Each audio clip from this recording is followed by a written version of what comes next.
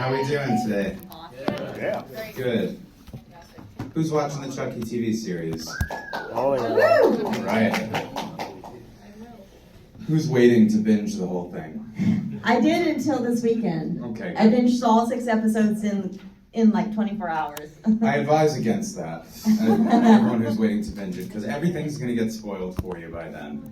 Stay off my Instagram. If you're trying to binge things, we've held these secrets for too long. Now we're too excited about all of them. So we're just throwing them up there. Now that you're finally allowed to speak about it. Yes, exactly. You know. Exactly. So we can't wait around for you to watch the whole thing. Besides, the way I feel about it, maybe because I'm 40, much like Jake made fun of me for being 40. He's too old. Don't talk to him. For me, it's like I look forward to the once a week thing. I think that's fun. It's a 2-month experience with us Chucky fans instead of just, a day of going nuts on your own. How many episodes is it going to be? Do you know? There are 8 episodes. Oh, okay. In the Wow, we're almost season. done. I'm sad And now. there's 6 have aired. We have Yeah. 2 more. Oh, I'm super bummed An now. incredible finale is right around the corner. So exciting, guys. But 100 seasons, right? Well, Right. let's see if they get 2 for one. Let's start there. I'd say this is an interesting trend of adapting horror movies into TV shows. Yeah, well, I mean, especially in Chucky's universe, thanks to all the different directions we've gone with, Dom's gone with each of these films, it's opened up a universe that really gave us the opportunity to use 8 hours, And there was a lot of that going on in the beginning, like, I don't know how I feel about a TV series. I just want you to make another movie. Which I also want to say, like, so you want 90 minutes instead of 8 hours? Why? And less Are you story. sure you and like that. Chucky a lot? Yeah. Alex, I would love to know, how did you get your start in acting? Oh. Go to the beginning. Back to the very beginning. Very beginning. To a time I don't even remember. When I was 5, I saw a girl, a friend of mine, Sarah Maylett, who lived down the street from me, on TV. She did commercials. And I was 5, and I saw someone that I knew in person on TV. And I thought that was just the coolest thing ever. So that was how I got the idea to do it. And then we went to her manager in New York, and I started auditioning, and just got lucky and got something that you guys have all seen and continue to watch 34 years later. Over and over again. Yeah. And what was your audition like? I had a few. First I was auditioning in New York City, which is where I auditioned for everything when I was a kid. And I got a couple callbacks in New York, and then they flew me out to LA to audition against like 2 other kids, as I remember it. Yeah. And I've told the story many times, but my mother was actually in the auditioning room with me that time, which was rare, even at 5 years old, 6 years old. They'd kind of just send you in there on your own. Maybe that's different in 2021, I don't know. But in the 80s, they just, didn't give a shit about kids and just threw you in there to just, But my mother was there in the room with me, and we were going to do the scene where I said, Aunt Maggie's a real bitch and got what she deserved. And I froze up because I didn't want to say that word in front of my mother, and I told them that I couldn't remember the lines. So we started over, and I got to that spot, and I froze again. I got up and ran out and locked myself in the bathroom and had to tell my mother that I just didn't want to swear in front of her. And I had really fooled the casting directors and producers that I had forgotten the lines.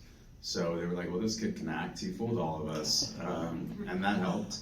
And I think the innocence of me not wanting to swear in front of my mother was kind of what they were looking for. Andy needed to really be very, very innocent. It was kind of the juxtaposition against the sinister nature of Chucky versus this really innocent child. So that, and I was, incredibly cute. So between those things, that's how I got it. Do you have any favorite Onset memories? Yeah, all my favorite memories are of the cast and the crew and like hanging out with them on set and watching how they made this movie magic happen. But like the relationships that I started forming, you know, I got very close with Catherine Hicks in the first film. I got very, very close with Don and Christine in the second film, along with John LaFia. So yeah, my favorite stuff, and actors been answering this question this way forever. If you ever watch actors and they say, what was your favorite thing? It's always the relationships with the cast. That's always the answer, because that's the real experience for us. I mean, that's, you know, what you guys see is limited to the hour and a half, but we're there for months. So that's always what stands out the most. You know, what's something that important that you learned while you were in the process of making Chucky, and any of the additional ones too? Well, you know, I learned a little bit about being an artist, I think. A little bit about the process of having your creativity manifest itself into something that people can appreciate. And I think that led me down the path of writing and music and recording and just being an artistic person, I think is what I learned the most. I mean, I could give you a more practical answer. I learned how to read off the first Child's Play 1 script. Well, that's a good So way to do it. that was, yeah. So you have is a recording studio, right? Yes. What do you do there? Like, what projects do you work on there, and what inspired Everything you to that do comes through. I mean, I love music, and that's really what I spent my whole childhood auditioning and not getting great at an instrument in particular. So, you know, I couldn't really express myself as a musician because I'm not skilled enough of an instrumentalist. But I just learned audio very well. I went to school for it, and I decided that I wanted to spend my life making artists shine the best that I can from my perspective as a producer. So yeah, that's what I do at my studio. I've had the place for 7.5 years. I've recorded over 300 or 400 artists, all different genres. Yeah, a lot of hip hop, a lot of rock, a lot of singer-songwriter types. I've done some audio for film for a few different features, and I have one coming up for a horror film that I should be starting in January once this whirlwind of this TV series settles down a little bit and I can get back to the studio. And so are there any differences between acting with a doll co-star and acting with a human co-star? Yes, there are. I mean, one of the main ones really is that when you're working with all these puppeteers and trying to make this doll look real for the cameras, once the doll does the thing they wanted it to do, that's the take that they're keeping. So if you're sharing the screen with the doll, you have to be very, very on every time. You can't sit around for 20 minutes as they try to get this right and then say, can I have another take when they finally got it right? Like, there is no other take. Chucky is a diva and he gets all the takes. Is there a scene from any of them that you are most proud of? Well, the crying scene from Child's Play 1, I mean, everybody seems to love that scene. It seems to continue to break people's hearts watching little Andy break down like that. And that was a scene that I was very anxious about filming, working with my acting coach, knowing that it was coming up. I think it was on page 48, like I knew. You still remember. Yeah, Wow. I knew that I had this big scene. People ask me all the time how I got myself to cry, and there's different stories about that, depends who you ask. I do think Tom Holland was doing some things to try to pull those emotions out of me, but my memory of it is that I was so anxious about it that I was ready to start crying anyway, so, yeah. And what are some similarities between Andy and Alex? Oh my gosh, a lot. Yeah, a lot, you know, I mean, Andy's earliest memories are all of Chucky, and so are mine. Chucky told Andy in 1988 that we'd be friends to the end, and he was not kidding, because it's 2021 and we have a new show out, and I'm playing the same character I did when I was 6. Wow. I think Andy is very damaged and very, he had a lot of trauma in his life and a lot of loss, and he's a little bit broken, and I can very much say the same thing about myself. And I think a lot of us can relate to that too. Sure. That's why Andy is such a great character. Yeah. Thank you. Yeah. And I do love the fact that, okay, we saw him as a child, right? And now we're seeing him now. And I love it. First of all, I love a good callback. And so seeing you come back and seeing Christine come back, I was like, what? That's exactly what we're going for. Yes. Well, I'm a what? big Christine fan because I'm a big How could you not be? 90210 She's the fan. best. So I'm a 90210 freak. Everyone who knows Yeah. me knows it. As well as a doll freak. So it's like kind of the best of both worlds. Yes. All right. And so I'll watch anything that you do. Have you met Christine? Yeah. Yeah, she's the I best. haven't, Isn't she unfortunately. the best? She is very much my sister in real life, talking about parallels. I have 2 sisters, but I talk to Christine every day of my life. We talk all the time, constantly. We're both, helping each other out every way we can. Yes. Talking each other off ledges when we need to, and comforting each other when we need to, and encouraging each other, and celebrating for each other. And we're thrilled to have done this together. Yeah, it's so good. And, you got to build that lifelong relationship and friendship from when you were so young. She Yeah. was older than you, but She Yeah. is. She was 24 yes. when She's we grown. made. She was 24 playing a 17-year-old, Right. and I was 8 playing an 8-year-old. And yeah, over the last 10 years, we reconnected about 10 years ago. She has a great line, and people ask her this in interviews about, oh, you stayed close with Alex. And she said, well, yeah, eventually. I mean, I wasn't calling him up when I was 24 and he was 7. Like, can Alex come to the phone? Be weird. I stole her joke there. It's a good one. It's a good one. So, we have a podcast called The Dolls of Horror, and we're named for you guys, first of all. You inspired the name. Because this was my favorite doll. It was my first doll. Love, right? And ever since then, I wish my dolls would come to life and talk to me. Careful what you wish for. Right.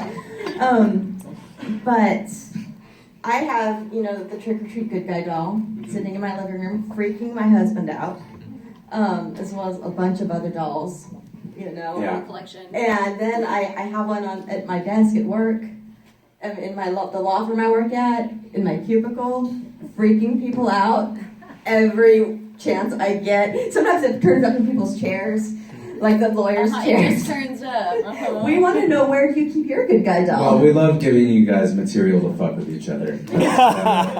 That's definitely good for us. I have a couple dolls. I have one from Cult of Chucky, which I was thrilled to finally get my own from the actual film. I did not get one from the first 2 when I was a kid. And a lot of people are like, oh, they would give you one. I was a child actor. They're not giving a big expensive doll to some child actor. Bastards. It's just not, it doesn't work that way. But finally, after 4 films in 30 years, I was able to get my own. And then I do have a trick-or-treat one that I just got the other day. It's very pretty, isn't it? Yeah, Nice. yeah, they're great. And they do an excellent job, trick-or-treat. And, but I have a couple others that fans have made for me. Yeah. Yeah. Garrett does great work too. He does. Oh my gosh. And These Garrett dolls are- Garrett restored the Child's Play 2 doll that's up on my table this weekend. I've not seen that doll since 1990, so you guys should definitely come check him out. Yeah, he I think he single-handedly has kept this alive while we all caught up. Yeah. Trick-or-treat caught up and everywhere else caught up. Yeah, Garrett's he's a wizard. Yeah. So Yeah. where do you display your dolls in your house? They're on my piano. I love that. So, Chucky has lived on, continues to live on. Do you have any hopes or dreams for where he's going to go in the future? What's going to happen next for him? No, I don't. This has been an incredible experience this year, going out to Toronto, and I don't act. I've not been on an audition since 1993. the industry made me not want to be a part of that industry when I was a kid. Don had incredible faith and belief in me, and I have everything. I have him to thank for so much in my life. But when he asked me to do Curse of Chucky, I was really pulling myself out of the woods, sort of, to put myself in front of a camera like this, and something that carries a lot of weight and responsibility, because you guys all love these characters so much and grew up with them. So it was a lot of anxiety for me to do this to begin with, and then to come back in Cult and have a little more substantial thing with more stuff to do, to convey the damage that Andy's felt in his life. We talked about parallels. Maybe there's things in my life that I can pull from that make that kind of empty void of emotion persona work. I'm not the most expressive human being in the world as it is already anyway. So yeah, I mean, playing Andy is not much of a stretch for me in general. Plus it's been my whole life. And I've met so many of you fans over the years, and I really have a deep commitment to you guys and to Don, who I love more than anything. And so for me, it was a no-brainer to do it, and it was just exciting. Yeah. Well, I just would like to share that I live here, but this one's from Tucson, our first trip to Chicago. It's cold here. It's cold, right? And I came in from Florida. I'm freezing. Okay, I can't good. shake this chill that I have. Same. I experienced my first flurry. I thought it was snow, but Yeah. apparently it wasn't enough to be snow. No, not yet. Stick around. Stick around here another month. we ran downtown real quick today, and I took her by like the Carsons, Mhm. and like, well, this is where this was filmed. We took Yeah. pictures, and Wabash and Van Buren, even though it Yeah. doesn't look at all the same. Not the same, no. No. But I'm like, I geeked out when I first moved here. I'm like, this is the area. There's the CNA building. This is the toy store. Well, And this there's the has really Carsons. been a full circle year for me in a lot of ways. So it's interesting that now, just a couple days after my first episode aired on this show, I'm back in Chicago, where this Yeah. all started. Welcome home. After a TV series that's based in Hackensack, New Jersey, which is where I grew up. Yeah. I went to Hackensack High School. I grew up there. Goosebumps. Yeah, there's a lot of kismet things about just kind of proving to me that I'm in the right place at the right time. It's all about timing. Yeah. So I want to take it out to the audience, and we want to know, do you guys have any questions? Yes, sir, in the front. I got so many, I don't know where to start. Just pick one. Just one? Okay, what can I pick two? Ask everybody else in the room. You want to hear the answers to Go ahead. questions? Okay, I'm just giving you shit. have you found part of, like you were saying with the parallels of playing Andy, have you found it's almost equally like a blessing and a curse of, sorry, it's a terribly phrased question. I think I know what you mean. Yeah. You mean playing this like damaged character? Is that? Yeah, you think like playing the character, or even just because you hear it's so rough for actors when they're children, do you think that's attributed to who you've turned into, and then being able to relate the damage of the character to who you are now? Well, the damage that I was referring to from a personal standpoint is more about loss. I've lost a lot of people in this world, and so has Andy. We all have a very difficult time in this world, I think. And I think people who say that they don't are kind of bullshitting themselves. So, yes, and I kind of, maybe it's being in these films or whatever, but I kind of grew up a little attracted to the darker things in life. So that's the parallel that I feel to Andy. The blessing and the curse part of that, I think, is, trying to portray a character that is very empty inside and very hollow and very void of emotion and very flat, which is what people who have been through serious PTSD are. and through serious trauma and not trusting anybody in life, and he has the additional stress of nobody believing him. I don't know if you've ever been trying to tell the truth to someone who doesn't believe you, but there's nothing more maddening than that, and this is this guy's world. And the only people that really know are his sister Kyle and Chucky himself, which is why I think part of the reason why Andy kept Chucky around for years is because even though he despises him for destroying his life, he's kind of one of the only friends Andy's got because he knows his he knows his truth. Yeah. Relatable with the enemy. Yeah. And then the other thing I wanted to ask was, have you, now that you've come back into acting again, has it inspired you to like want to get back into acting more so, or you think you're just going to kind of stick with the Chucky saga? That's a difficult question. In some ways, yes, I do enjoy being in front of the camera. Like from action to cut, those parts are very, very fun. Everything around it is very difficult. So yes, at some level, yeah, I would maybe do some more stuff, but I'm not going to put myself out there to let myself down. Like I don't have such massive aspirations of being an actor. You know, I enjoy acting, but I'm not going to sacrifice a lot in my life to be one. And that's not like some arrogance, like, oh, they should be knocking down my doors. I don't care if they do or they don't. I'm not going to like put myself through hell to try to be in an industry. Like The whole game. I have other ways of expressing my art than acting. And that doesn't mean that I don't enjoy acting and that I wouldn't take on a role that I was excited for. And nowadays you can send in tapes, which, although I don't think that you really come off that great, I think it's better to sell yourself as a person with people in an audition room. Tapes do give me a little bit more ability to like continue to run my studio, and I live in Florida. You know, there's no auditions in Florida, but now that people are sending in tapes all the time, I might do a little bit more of that. We'll see. Do you find is like sorry. Sorry, I'm not trying to hijack it. Yeah. We got a whole room Somebody full else of go. people. Sorry. Go ahead. In the very Yeah. back.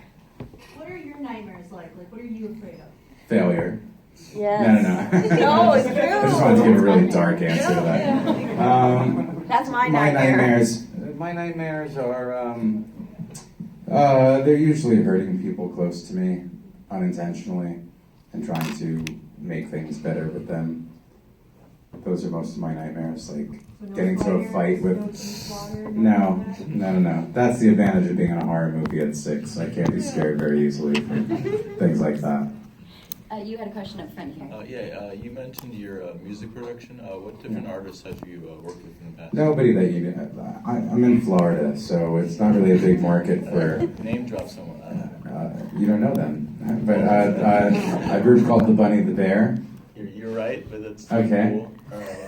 So we could just keep doing this, but it's, you don't know. The thing of it is, it's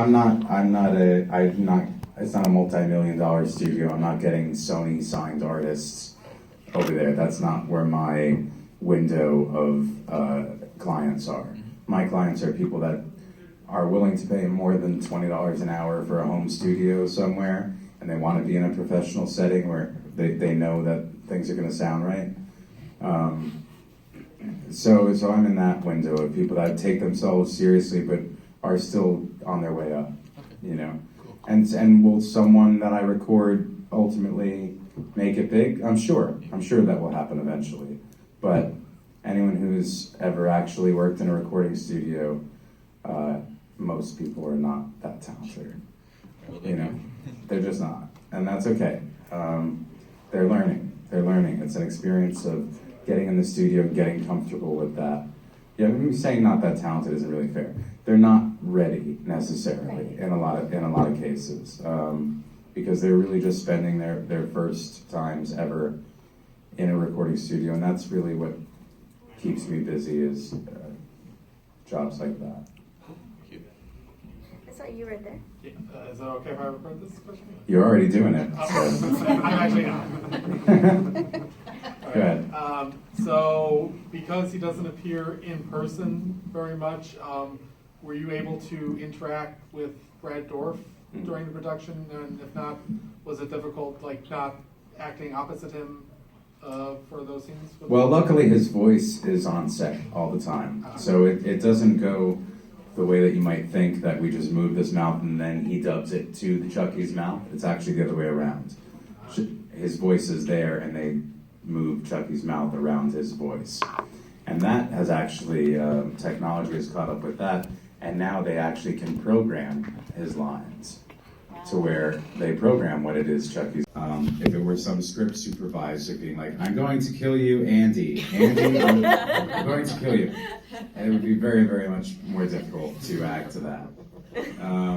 Brad was not on set much, but a little bit in the beginning with the table reads and stuff like that. Okay. Do we have another? Yes, Okay. I'm so sorry. Shoot. You got this, girl. You just got go it. for it. You're good. My question's more for like the last episode with how he killed the two moms. Yes. Is that how? Spoiler. Sorry, guys. Sorry. Not really. You didn't. She wasn't specific. He's killed Careful with the he's killed a lot of specifics. parents already. Okay, so. yeah. Did No one's safe. Is that how he did it in the other two, or the first one? What do you mean? Like with the babysitter. Yeah. Part two. Yeah. Oh, was it? Well, there are. First of all, in this TV series, there are homages to so many horror films, let alone our own. So many references to other ones. And yes, that death was reminiscent of part one. Although this was really done beautifully and intensely and dramatically, and I don't know, I think it's quickly become my favorite kill in our entire franchise because, you know, especially if you've been along for the ride and like, you know, if you're like half-ass watching the show, then maybe just visually it was cool, but if you're really connecting with these characters, emotionally, that is the most devastating thing I think we've ever shown ever. I just loved his face. Though. Yeah. Like, what? Oh yeah. I love the scream afterwards as they cut to commercial. Yeah. Thanks. It's Okay, pretty intense. Lily, what do you, Hi, Alex. Hi. Had a question. I'm a big fan of you, of course. For the past year, I've been following you, and wherever you go, I know I follow you. So sorry about that. That's fine.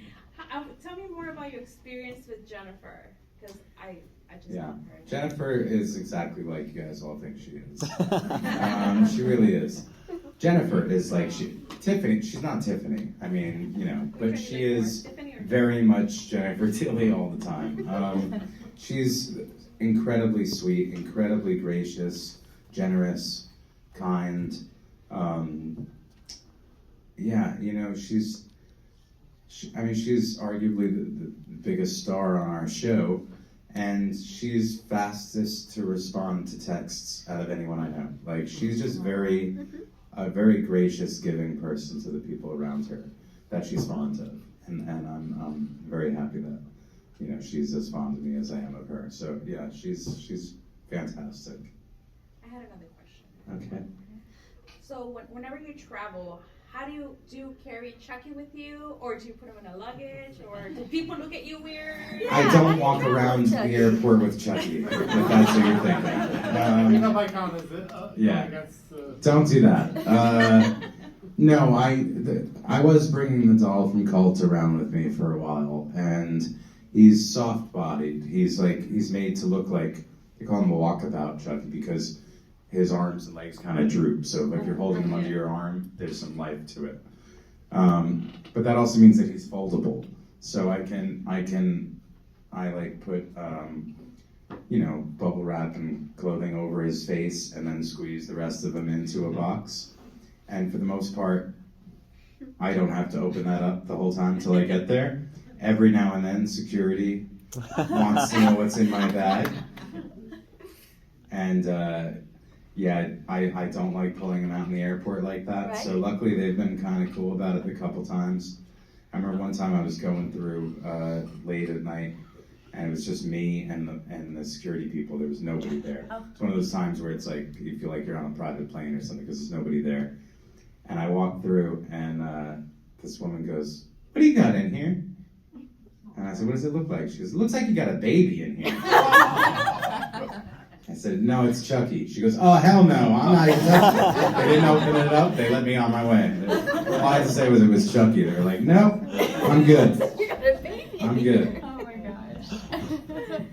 Could have been a baby. I was actually upstairs like half an hour ago when you walked in and you walked past with it in your arm. And Yeah. You walked right past my face and all I seen was Chuck in my face. Yeah, a slow motion moment there. Well, my question was. You heard the theme song. Yeah. Well, my question was, since you're back where it all started, when's the last time you've been in Chicago and how do you feel about Chicago? Not that long ago, maybe a year or two years, or maybe pre-COVID, so like 2 or 3 years ago, something like How do that. you feel like a special place in your heart? I love Chicago. It's beautiful, but I'd much rather be here in the summer. Myself, I get cold. I've been living in Florida for 12 years, so I get cold quick. But yes, but architecturally and it's beautiful, and you know, you guys have the second best pizza in the country, which is pretty cool. I'm a North Jersey, New York guy. So. Do we have right over there? If you got to be in another horror movie, which one would it be? Slasher. Oh man, movie like a franchise, like in one of the franchises. Scream or Nightmare or something like that. Oh, I mean, I love Nightmare a lot. But yeah, I don't know. Depends who's working on it and who I get a chance to work with. Like my favorite people that I've met from these conventions are all from the horror movies that you love. So a chance to work with any one of them, you know, would be amazing to me. But no, I can't single one out as like that's the one. Yeah. Any other questions? Right back there in the beanie. Hi. So you mentioned Don a couple of times. How Yes. important was it to you both have that personal connection, but also to have that kind of vision all the way through the series? It's everything. I mean, it's look, I when they replaced me in part 3 at 10 years old, I was really devastated about that. I was 10 years old. It was very difficult for me. And then I was in high school, and you know, realizing that I don't really like acting that much. I didn't like auditioning. I didn't want all the rejection. I didn't feel as confident as I did when I was just a cute kid with no insecurities. So I was kind of a degenerate in high school, which is really no surprise. And Bride of Chucky came out, and at the time it was very hard for me to root for it, you know? But the reason why I did root for it is because of how much I loved Don, and I knew that I had an opportunity to tell his vision of this, whether or not all of you would agree with it or not. And Bride and certainly Seed, I think, did lose some portion of the fan base because it was just so vastly different. But the way I feel about that is, if you love part 1, just watch part 1 over and over. Which I do. Which is fine. Part You 1 can do and that 2 is back to back. You could do that also, but I think that if we had tried to make Child's Play 1 or Child's Play 2 over and over and over again, we would not still be here 34 years later. It's thinking outside of the box, and I think it makes a lot of social commentary, those later films. I think they're very meta in a lot of ways. They're very deep in a lot of ways. It expanded Chucky to kind of a global thing. And especially now with this TV series and how much I'm loving it, going back and watching Bride and Seed again really brings this whole story together. I mean, it really unifies this vision of his, that even though some of you guys may have been resistant to that, I've never seen more unity among a fan base than there is for this show right now. And in a world where people can't even agree that pizza is good food anymore, you guys are all agreeing that this show kicks ass, and that is so rewarding to us, and hopefully so incredibly rewarding to Don. But he is an incredibly hard worker, and he will not be done working until he gets a break. And if you guys continue to rave about the show the way it is, and they get a second season, he won't be getting a break anytime soon. So hopefully he still gets moments to enjoy that. I mean, I think we're all part of the reason it's successful, aside from the fact that it's a good show. We're all kind of starved for some new content with old characters that we love. Yeah. Right? Sure. So I think that's part of the magic too. And you have you guys back, and I mean, that makes it so special. Thank you. Yeah. Thank you. It's been super fun for all of us. Hopefully there'll be more of this show. Tom deserves it. Yeah, Yes, please. Yes, please. I'm gonna be devastated if we don't get a season 2. I'm just saying. Cry. I'm gonna cry. From your lips. I'll send video, really uncomfortable video to the network. Yeah. They'll stick that in the pile of the rest of them. Right. I think I saw a couple other hands Yeah. touch the back. You, sir?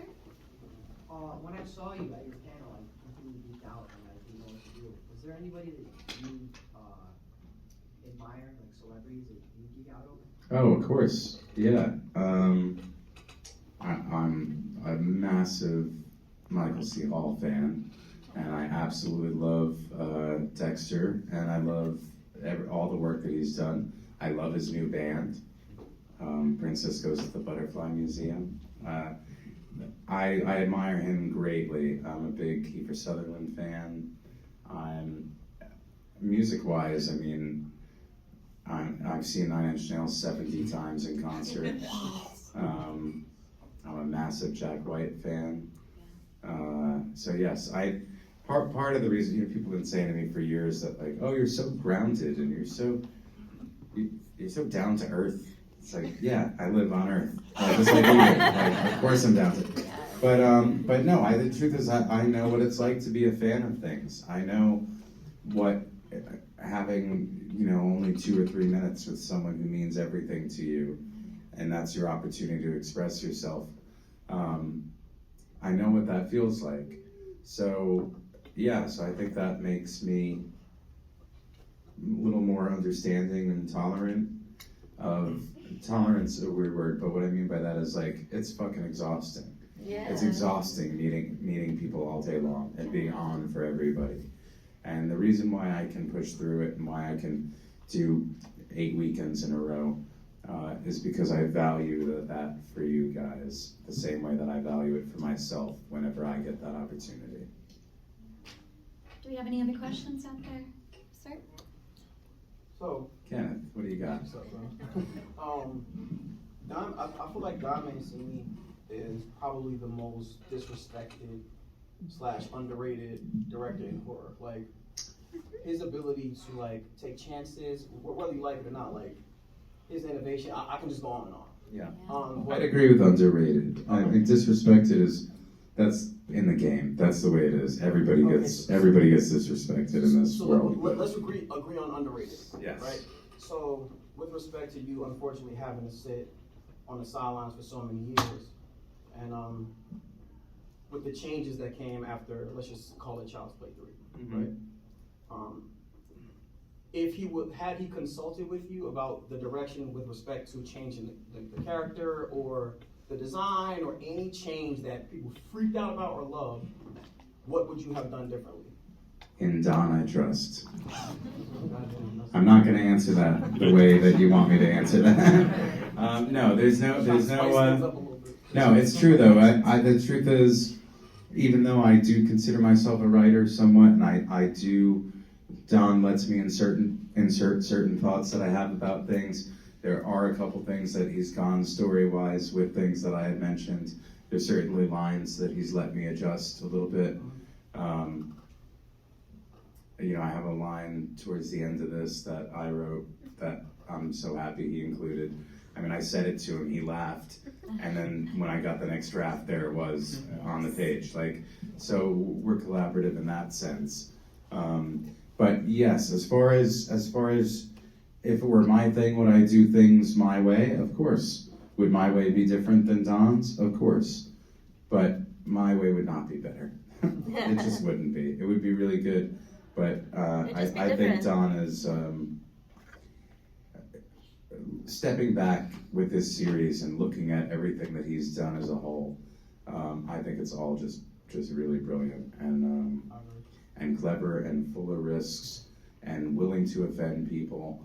Willing to offend people like with being, crass or whatever, or dirty like Chucky is, but also willing to offend them by switching the game on them so hard.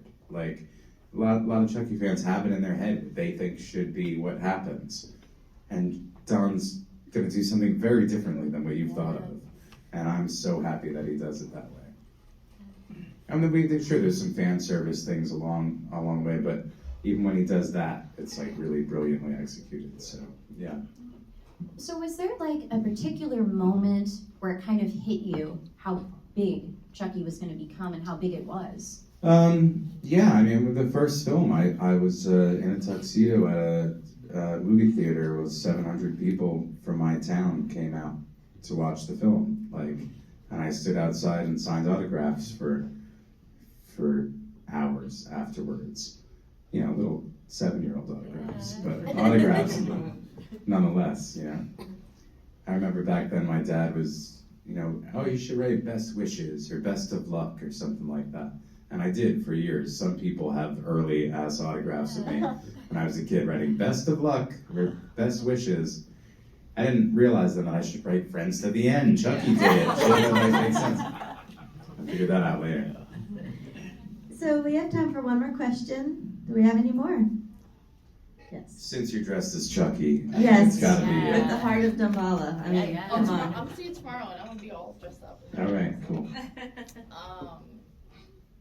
kind of not about. It's about the latest one, the Buddy movie. Oh, I have nothing to say about that. None. I was just Not wondering really. if, Yeah. There's no spoiler. He doesn't belong here. Yeah, that's not. It's not part of our franchise. You might as well ask me about Three's Company. That's actually more related. Yeah. What's his name? Anything else, you guys?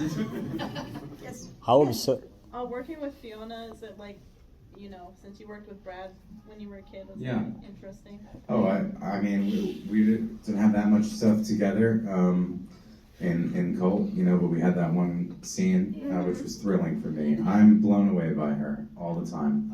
She is just a spectacular actress. She's got that, she's got just magic to her ability to live inside these characters. It's inspiring as hell. Yeah. Yep. All right, if you didn't get to a question for me, I'm at my table all weekend, so come up there and ask me a question. Thank you, guys.